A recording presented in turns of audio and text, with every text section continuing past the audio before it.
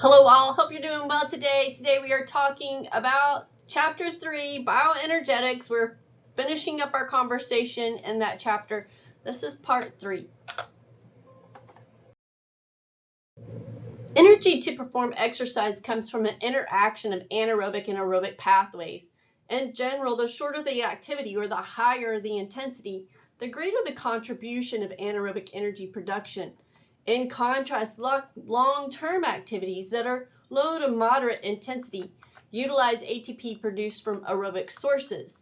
That substrate depletion and repletion refers to the utilization and replenishment of energy substrates within the body during and after exercise. The primary substrates involved in energy metabolism are carbohydrates with glycogen and glucose, and fats that are fatty acid. Here's an overview of substrate depletion and repletion. Carbohydrate depletion typically occurring during exercise, especially at high intensity or prolonged activities. The body relies on stored carbohydrates in the form of muscle glycogen and blood glucose as a fuel source. As exercise duration increases, glycogen stores become depleted.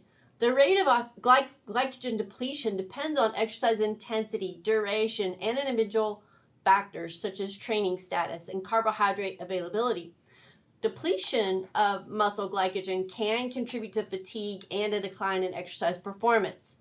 With fat utilization, as glycogen stores become depleted, the body increasingly relies on fat oxidation to produce energy. Fatty acids released from adipose tissue are transported to the muscles where they undergo beta oxidation in the mitochondria to generate ATP.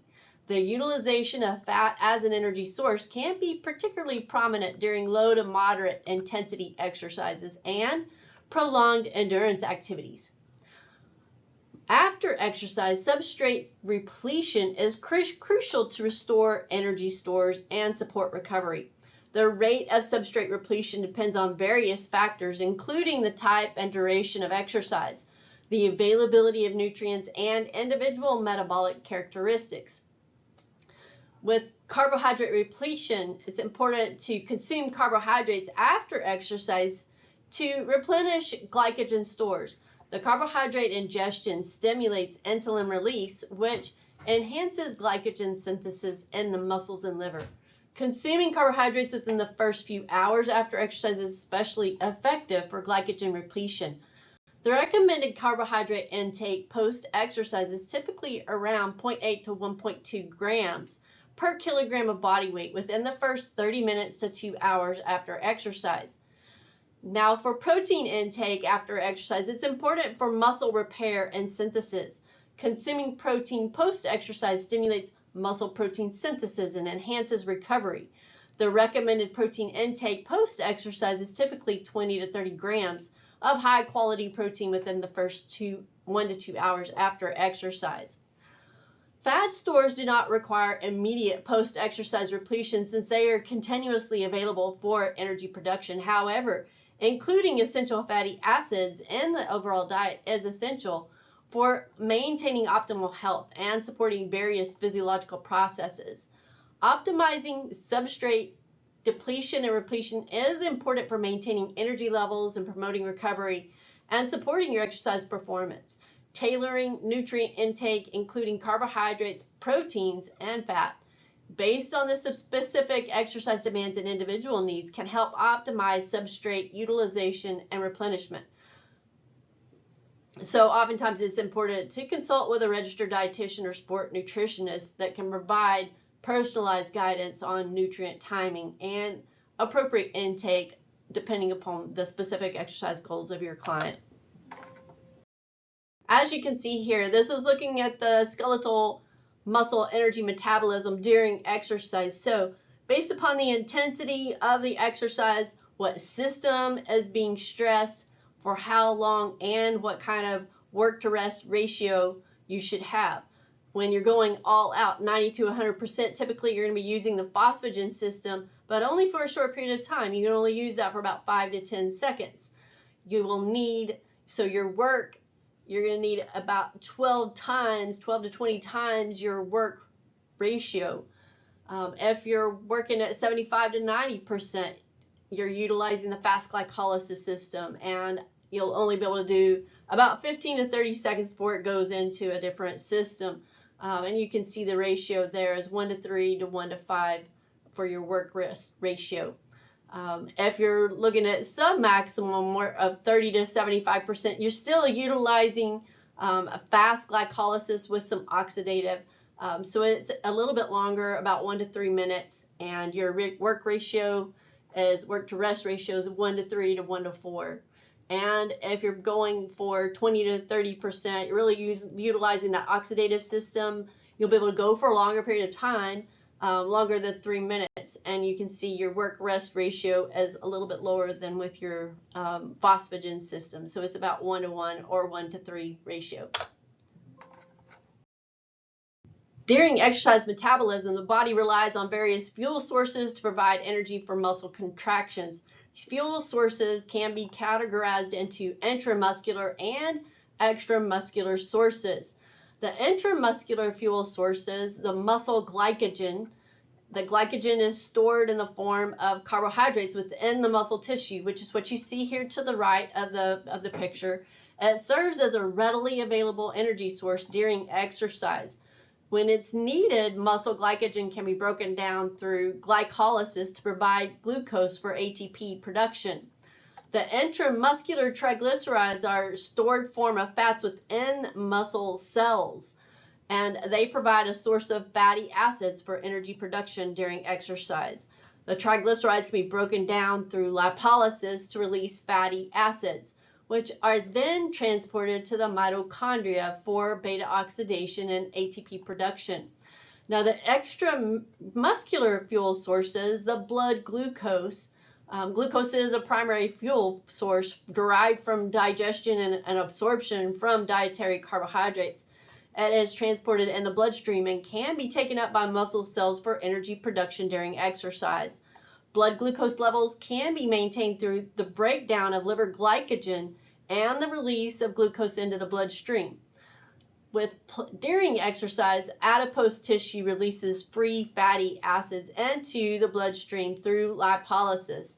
These free fatty acids can be taken up by working muscles and used as an energy source for ATP production.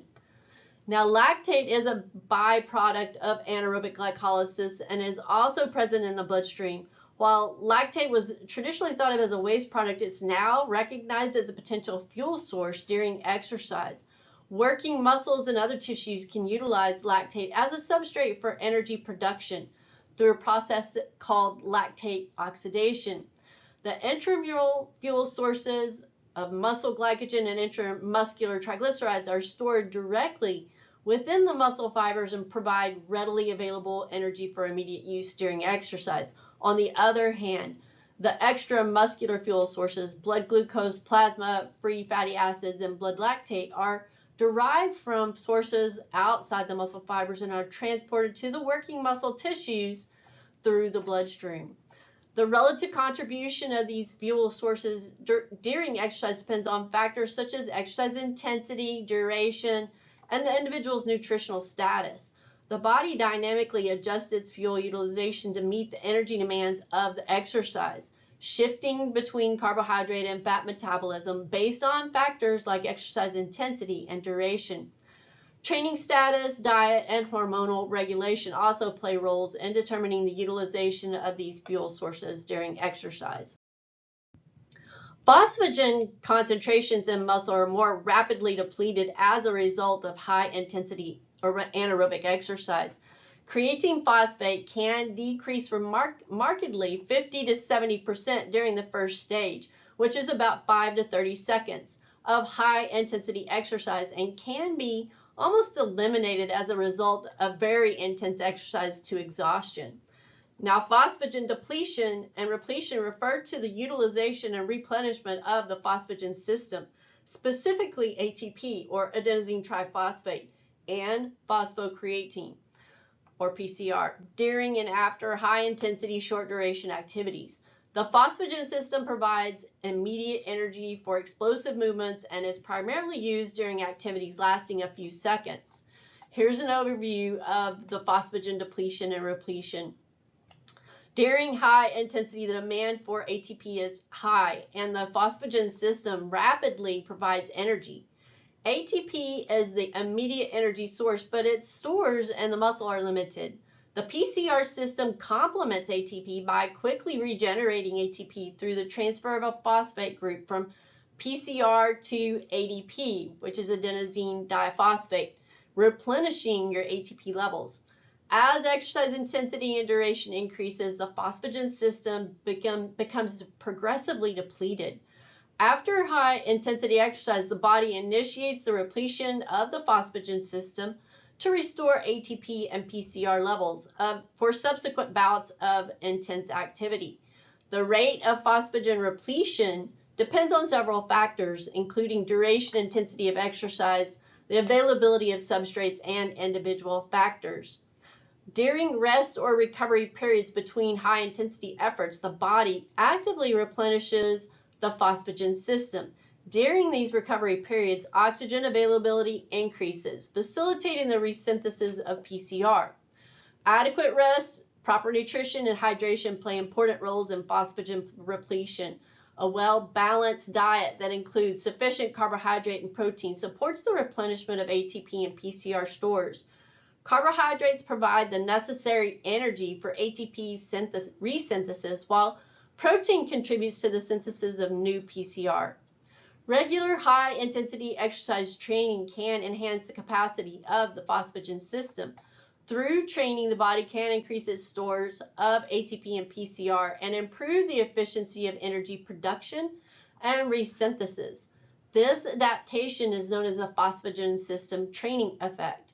It is important to note that the phosphagen system has limited capacity and can be rapidly depleted during intense exercise. However, it also replenishes relatively quickly during rest and recovery periods. That's why activities relying heavily on the phosphagen system, such as sprinting or weightlifting, typically involve short bursts of effort followed by longer rest intervals.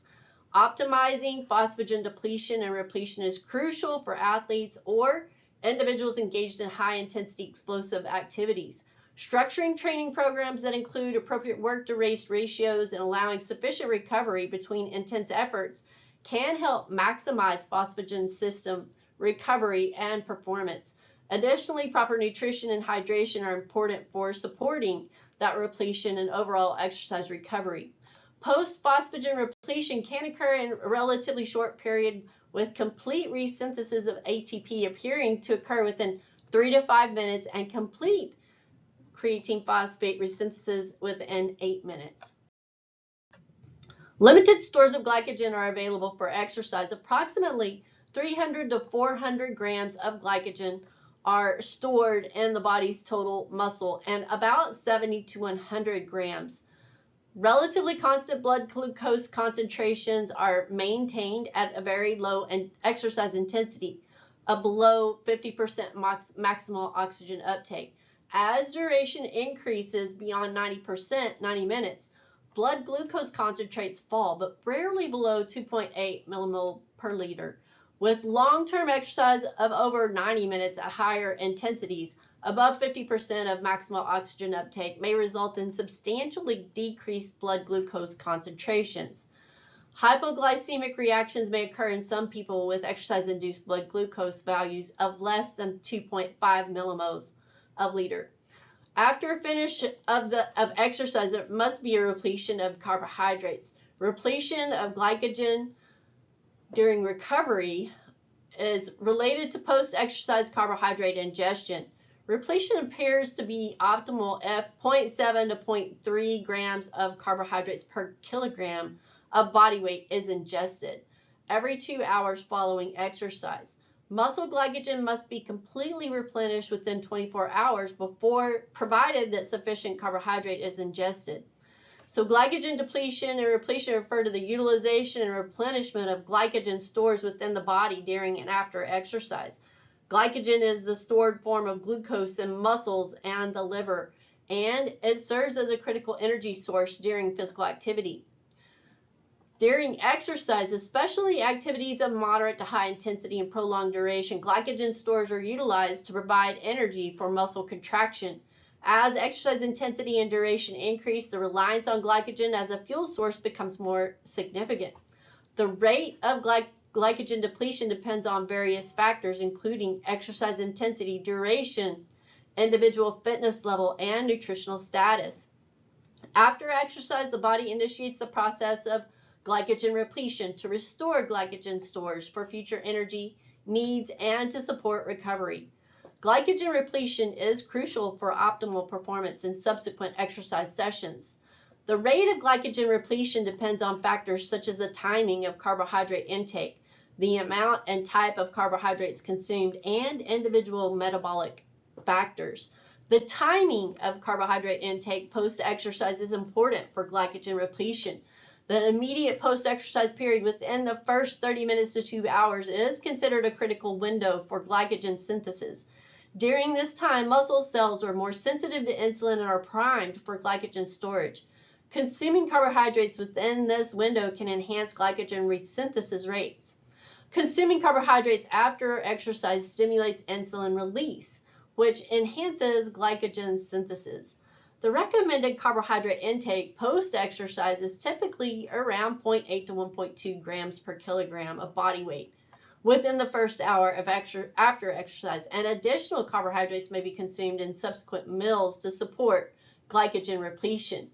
The type of carbohydrates consumed can affect the rate of glycogen repletion.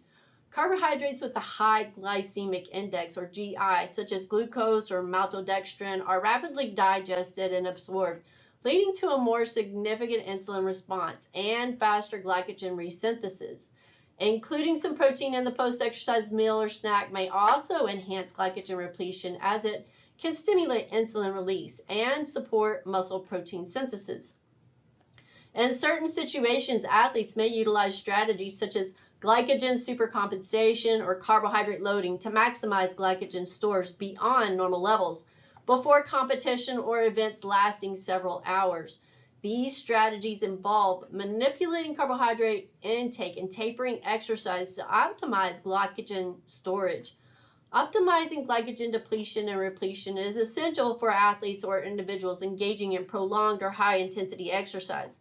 Proper nutrition and adequate carbohydrate intake and timing plays a crucial role in glycogen repletion and recovery.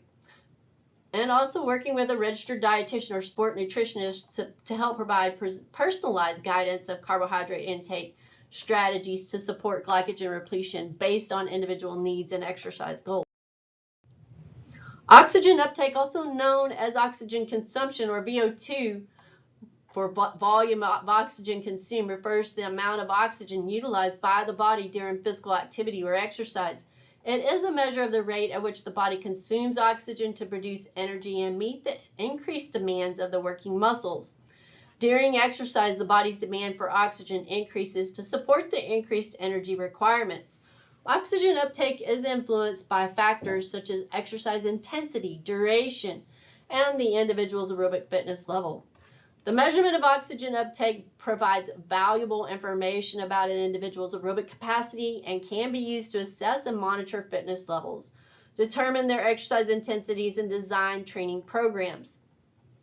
So oxygen uptake is typically measured using indirect calorimetry, which estimates oxygen consumption by analyzing the volume of inspired and expired air during exercise. It can be done through various methods, including portable metabolic analyzer or in a laboratory setting with specialized equipment like a metabolic cart. It typically is expressed in milliliters of oxygen per kilogram of body weight per minute, or as liters of oxygen per minute. As exercise intensity increases, so does oxygen uptake. The relationship between exercise intensity and oxygen uptake is typically linear up to a certain point, known as the individual's maximum oxygen uptake, or VO2 max. Beyond this point, oxygen uptake plateaus, which is what you see here in the picture on the right. VO2 max represents the maximal capacity of an individual to consume oxygen during exercise and is considered a significant indicator of aerobic fitness. It is influenced by factors such as genetics, age, sex, training status, and body composition. Regular aerobic exercise training can lead to improvements in oxygen uptake. With endurance training, such as jogging, cycling, or swimming, you can increase the body's ability to take in and utilize oxygen, resulting in higher VO2 max. This adaptation is primarily driven in improvements in cardiovascular function, increased efficiency of oxygen transport and utilization, and enhanced mitochondrial density. After intense exercise, there can be an oxygen debt or excess post-oxygen consumption called EPOC. During this phase, the body continues to consume oxygen at an elevated rate to replenish energy stores, clear metabolic byproducts such as lactate, and restore the body to its pre-exercise state. This increased oxygen consumption during recovery helps to restore homeostasis.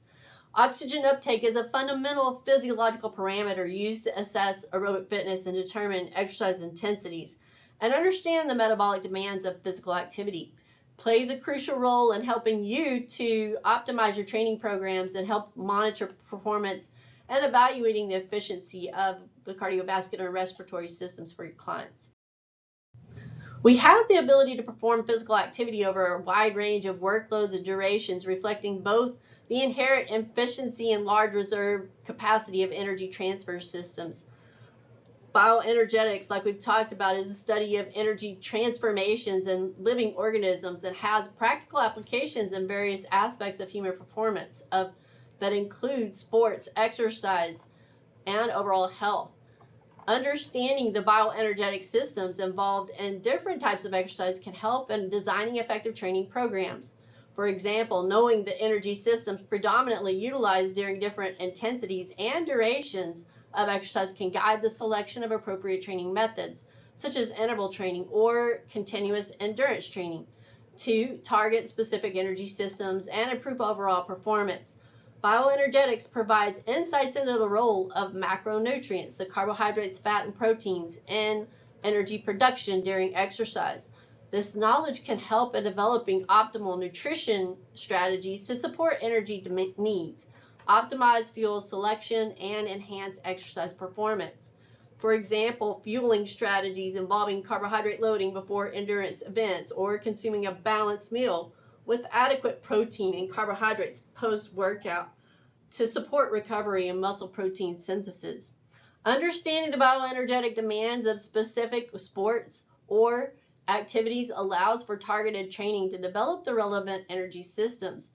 For example, athletes in sports requiring short bursts of high intensity efforts like sprinting or weightlifting can focus on training the phosphagen system through specific anaerobic training protocols. Endurance athletes, on the other hand, can prioritize training the aerobic system by incorporating long duration, low to moderate intensity exercises to improve oxygen utilization and fuel efficiency. Bioenergetics concepts can be applied to optimize fat loss and body composition goals. By manipulating exercise intensity, duration, and the utilization of different energy systems, individuals can design exercise programs that maximize calorie expenditure and promote fat metabolism.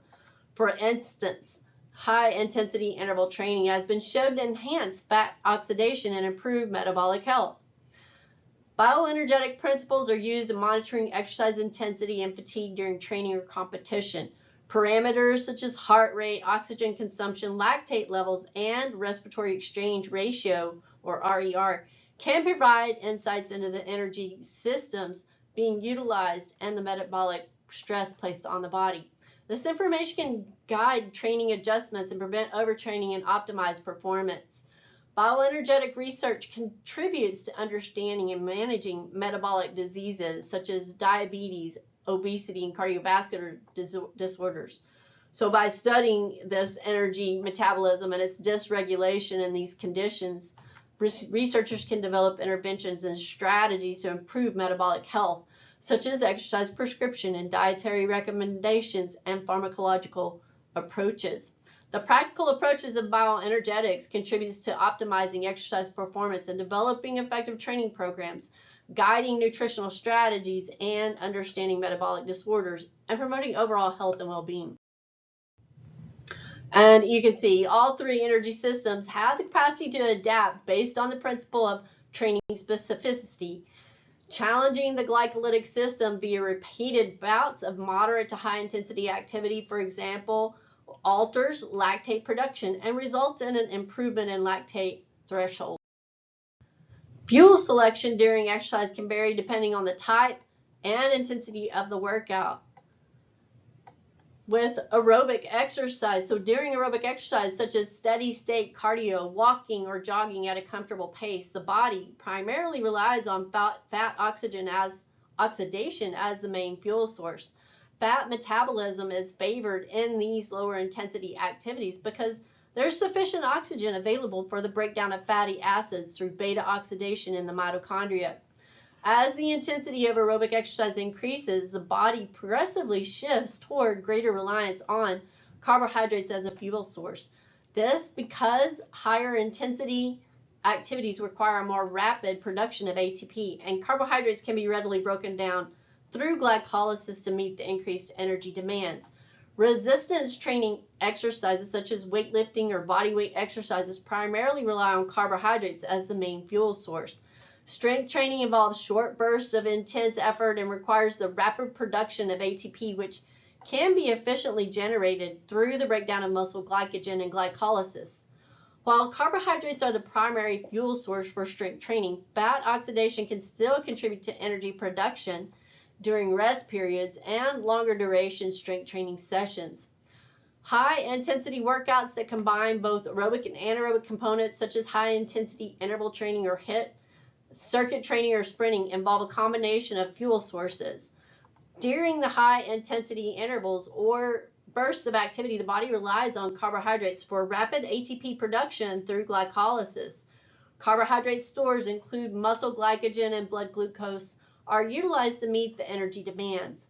In the recovery or rest periods between intense intervals, the body can switch back to utilizing fat oxidation to replenish ATP stores and recover for the next burst of activity. It's important to note that specific fuel selection during exercise is influenced by individual factors such as training status, diet, and overall energy availability. Additionally, the body's fuel selection can adapt over time with training, leading to improved efficiency in utilizing fuel sources. Adequate nutrition, including a balanced diet with sufficient carbohydrates and fats, is essential to support energy needs and optimize performance during different types of workouts. Fuel selection during exercise is a dynamic process that depends on several factors, including, as we've talked about, exercise intensity, duration, and individual characteristics. With carbohydrates, typically high intensity exercise relies on carbohydrates as the main fuel source. Muscle glycogen and blood glucose are the primary sources of carbohydrates used for energy production. And carbohydrate utilization increases with the increase in exercise intensity.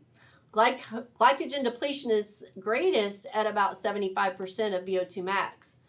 While fuel selection refers to the choice and utilization of different fuel sources by the body during exercise or physical activity, the body can use multiple fuel sources to produce ATP, which is the energy currency of the cells. The primary fuel source includes carbohydrates of glucose and glycogen and fats, fatty acids, and stored triglycerides.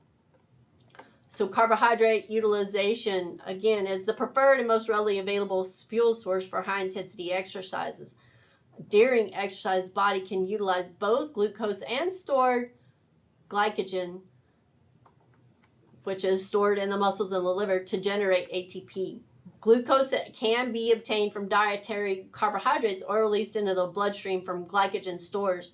The muscles rely heavily on the glycogen stores to meet their energy demand. Carbohydrate utilization is more predominant during intense exercise when energy demands are high and oxygen availability may be limited with anaerobic metabolism. Fats are an important fuel source, and especially during low to moderate intensity activities and prolonged endurance activities. Fatty acids derived from stored triglycerides in adipose tissue are released into the bloodstream and taken up to the muscles. Fatty acids undergo that beta oxidation in the mitochondria to generate ATP. That process requires oxygen, or aerobic metabolism, and provides a more sustained and abundant source of energy compared to carbohydrates. Fat utilization increases as exercise intensity decreases and duration increases. However, at higher exercise intensities, the reliance on fat decreases as the demand for quick energy production becomes a priority. Protein utilization is not a primary fuel source during exercise, and its contribution to ATP production is relatively small.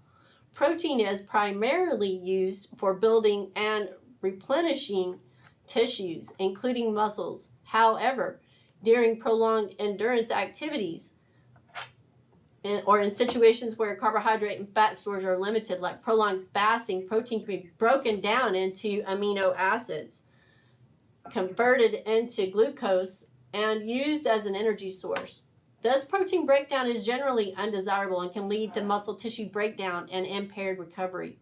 The body's fuel selection during exercise, again, is influenced by exercise intensity, duration, individual fitness level, their nutritional status, and hormone regulation.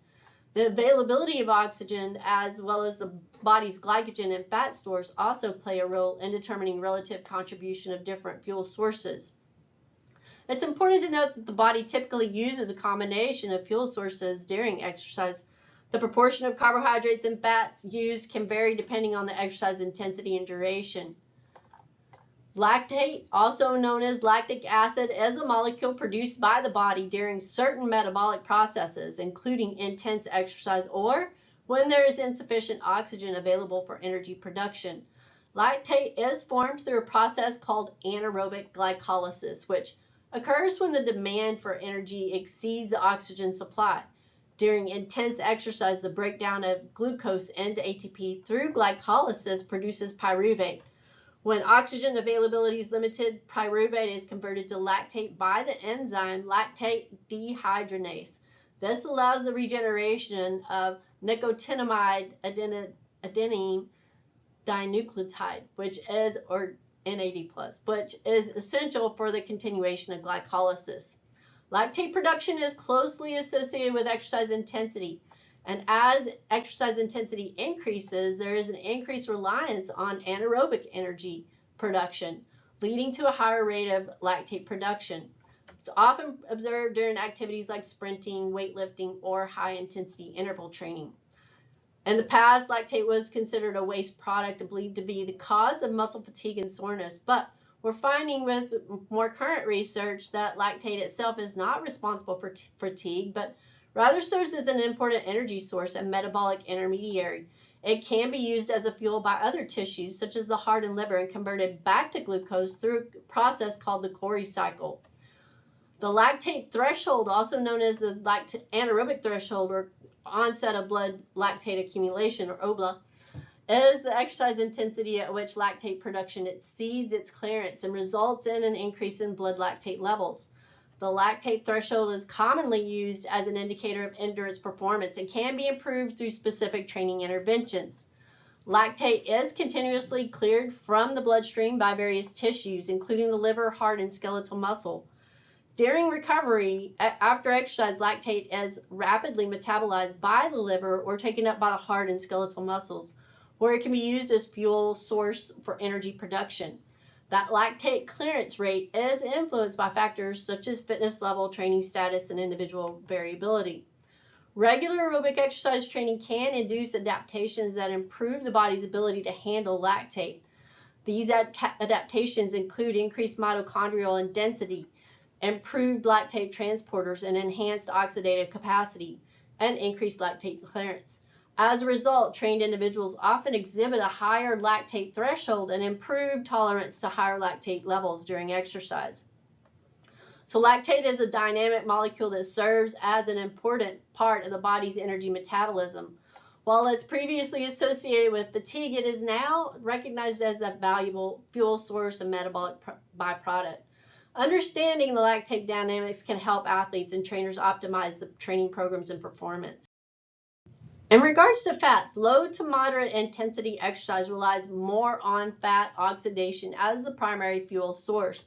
Fatty acids derived from adipose tissue are broken down through lipolysis and transported to the muscles for energy production.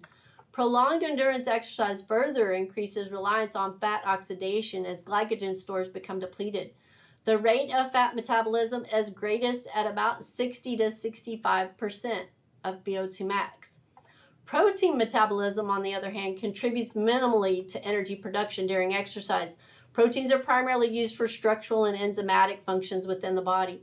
In certain conditions or situations such as prolonged endurance exercise or when carbohydrate and fat stores are depleted, a small amount of protein breakdown can occur. And these are my references. I thank you for joining me today. That concludes our Chapter 3, Bioenergetics. I look forward to talking with you again. Have a great day.